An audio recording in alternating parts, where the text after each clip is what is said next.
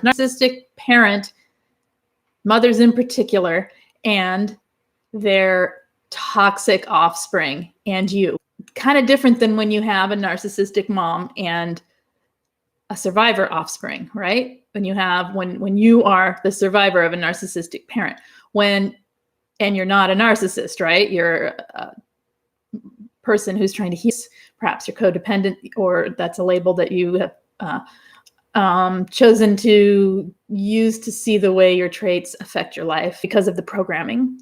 Totally different than when you have another narcissist in play.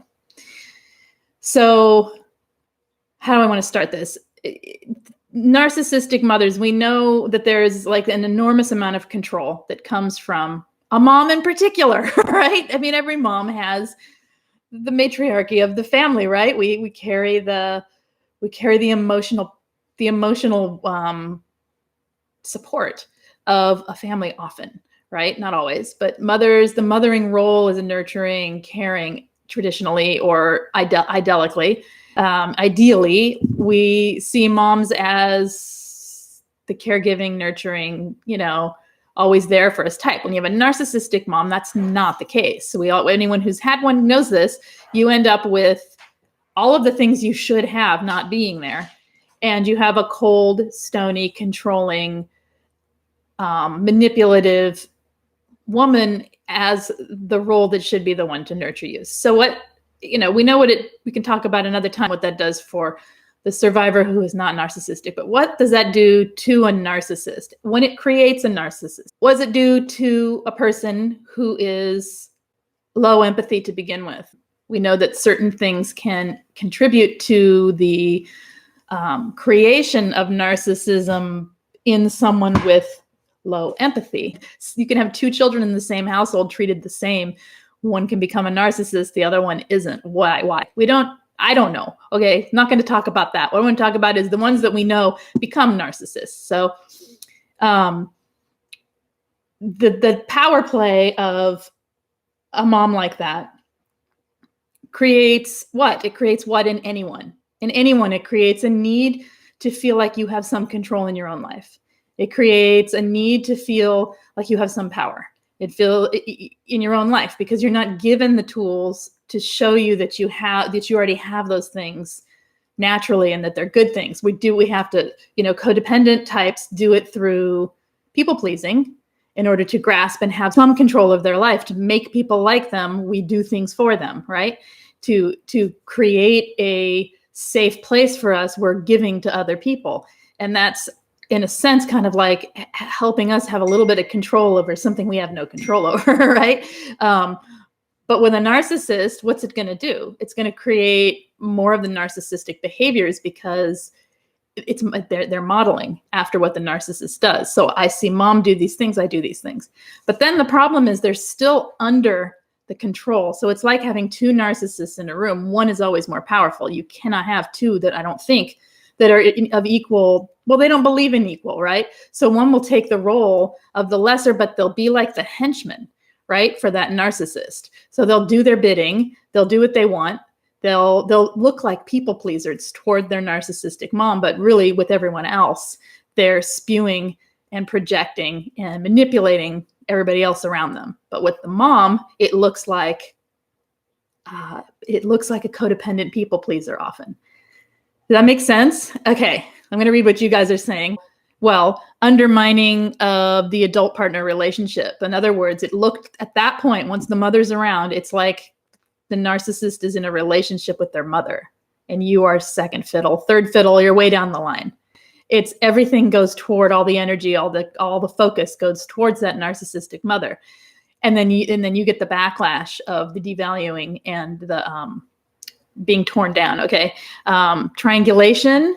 There's perpetual triangulation going on between the survivor, the narcissistic partner, and the narcissistic partner's mother is a constant triangulation. There's always something feeding back to the narcissistic mother. It's like she holds the power of the whole thing. And at the same time, the narcissist then holds the power of the relationship they're in with the survivor. So, and then that survivor is triangulated into their relationship instead of it being about you two and mom's over here and then, and healthy. Yeah. So it's all intertwined and it's all triangulated. There's an extreme amount of enmeshment that goes on with the narcissistic mother and the narcissistic child that is beyond that of what it is with a codependent. It has a different look where you can hear the no empathy when they talk about their parent. You can hear it that they are a narcissist as well, but then they go in and they play I don't know, the only way I could see it is sort of that Eddie Haskell, Leave It to Beaver kind of character where they're, totally kissing the butt of their narcissistic parent and then being a totally two-faced, duplicitous person on the other side to their partner.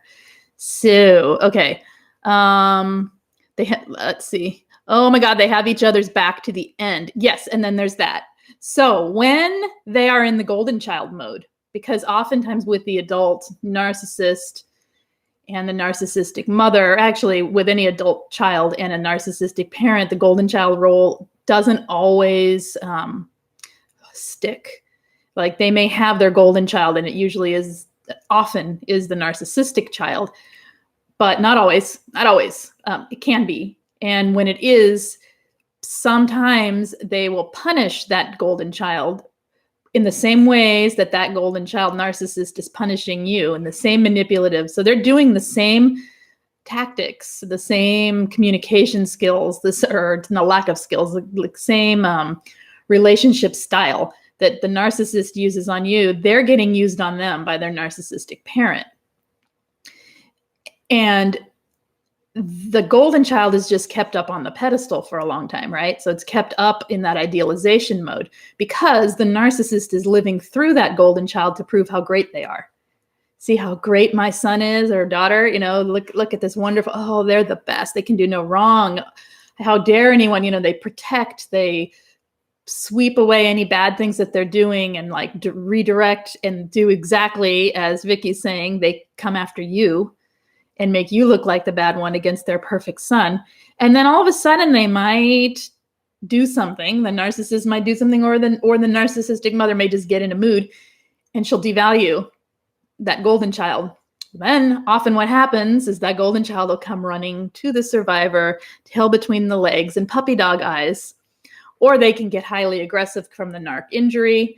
There's different ways off. I've heard more people than not say that they come suddenly. It's like they're back. Suddenly it's like they're back and they're begging and they're so sweet and they're, all this.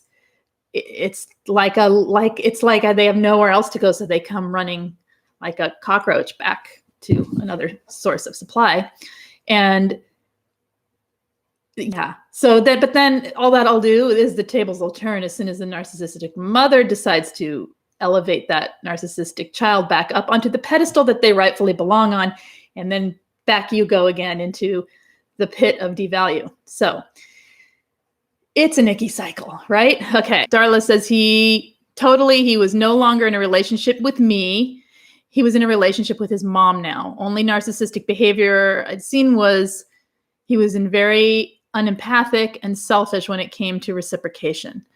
Right, because he didn't have need to probably, we don't know. The cycle of when they begin to devalue can change for every narcissistic relationship.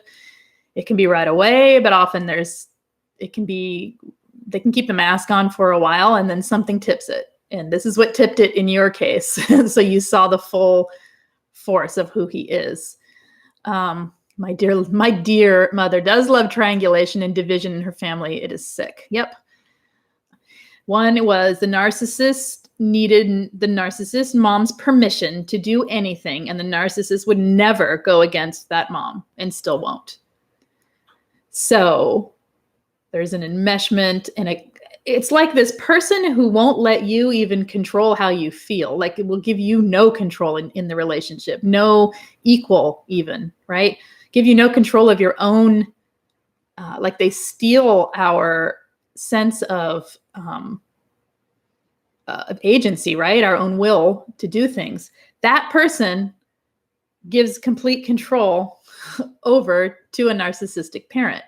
You can see it's just patterning, right? It's just following it. It's like a broken record. It's just a repeat. Okay. It's like bullies, right? Number 2 was narcissist mom enables the bad behavior. We talked about that. The narcissist mom almost encourages the bad behavior, not only enables, but definitely covers up for and pretends that the thing. You may have a drug abusive, narcissistic person, and narcissistic mom pretends like there's no drugs involved. Oh, that was a long time ago. Oh, well, he's fine now, or she's fine now. Oh, well, I don't see any signs of that going on. Well, I'm here, so it's okay. Yeah. So I think that they need the narcissistic, they need the child, they need one of their children minimally to be at their service, right? They need their little footman, so to speak. They need the one that will do their bidding, that will be there no matter what, that will jump through the hoops for them. And in order to get that, they have to keep someone down. Well, the only one that's going to stay down and not run away are the absolute people pleasers who are completely buried under with it, or someone like this, someone like a narcissist who has a need to fill their own ego so deeply through this relationship with their narcissistic parent, because they're trauma bonded too to that narcissist. They are psychologically enmeshed more than that. I often wondered if they are trauma bonded to their mothers. I've been told yes by therapists. So I've been told yes, that they can be trauma bonded, and yes, they would be trauma bonded in a narcissist relationship. However, it would look different because it's not the people pleasing fawning. They do fawn, but they fawn to get their position back. We fawn just to feel okay, just to feel like everything's okay. We get anxious and nervous because we just want everything to be happy and okay. We want to feel loved. They want to feel the power and the position that they have, which they equate to feeling loved.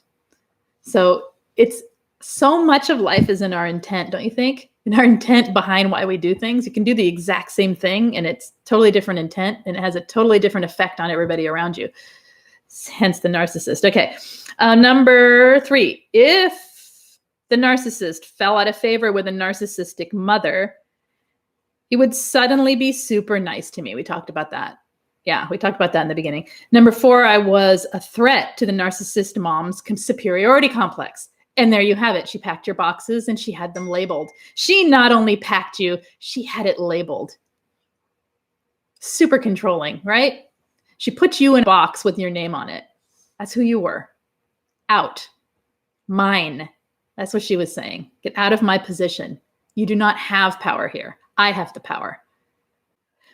Sometimes they will act like, I asked a couple people about this as well, who have experienced this. Did the narcissist act like they were super annoyed, like they completely couldn't stand their mother? Like mother was the worst, like, oh, we know how she is and blah, blah, blah. And like, and then after you agree and after you're feeling like there's some connection back with your partner, who is the narcissist, they run to mommy and triangulate.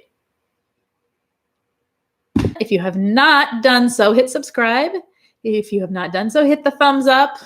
I can be found at queenbeing.com if you have any coaching needs, or I'm over there. The link is in the main description of every video. If you have any need for anything regarding narcissistic abuse, if you're looking for peer support, anything like that, again, queenbeing.com has all the information that you could possibly want, and it is continually being poured into with more information. So there's that. And I think that's it.